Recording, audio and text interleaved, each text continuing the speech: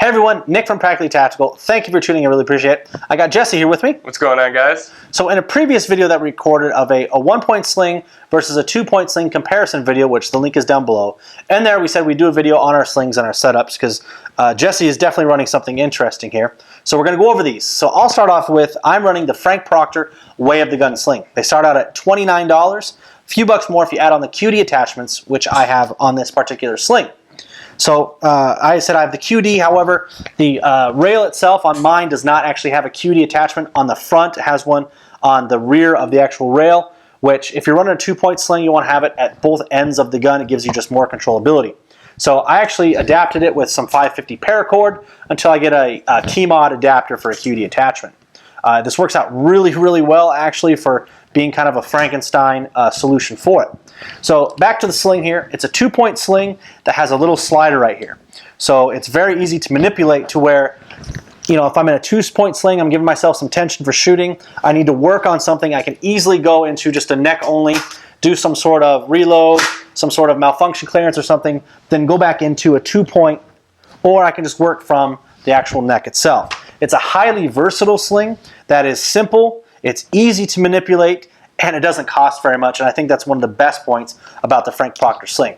I will be posting a full video review with a lot more in-depth kind of details, a lot more close-ups on it. But I think when you saw the Frank Proctor sling, you kind of wanted to manipulate it and turned a Magpul sling into a Frank Proctor sling. Yeah, no, definitely. I liked all the options that you were getting. You know, I watched Frank's video on his channel of where he kind of demonstrates this sling and kind of the background of why it's at where it's at. And I kind of tried to take that into my own because, yeah, I already had an MS3 sling.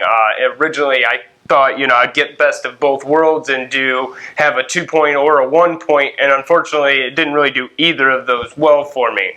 So what I did is I totally ditched the little 1-point ring that comes on the MS3 and just attached it straight through the buttstock, just the sling itself.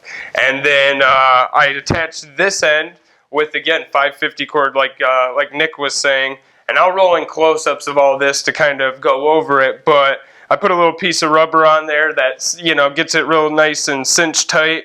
The Magpul's got the locking tabs on their clip, so I just keep them locked, and then made sure I distanced the slider that was already on it appropriate for myself. I've ran this setup through a few classes now, and I really like it. I think, you know, for me it works out well. And yeah, I didn't have to go out and just purchase a new sling off of something I already had sitting around. Yeah, no, very ingenuitive there. That's it's actually really cool, and it works really well too. You ran through classes, definitely functions like you want it to. No, definitely. So, yeah, if you guys have an MS3 and you know it's not kind of fitting that role for you, definitely check out this setup, give it a try. You know, like I said, I find it works really well for me. So yeah, if you got any questions, please put them down below. Be happy to answer any questions about either of our slings. And again, if you guys got any questions, put them down below because yeah, Jesse's setup works really, really well. I'm surprised by it actually.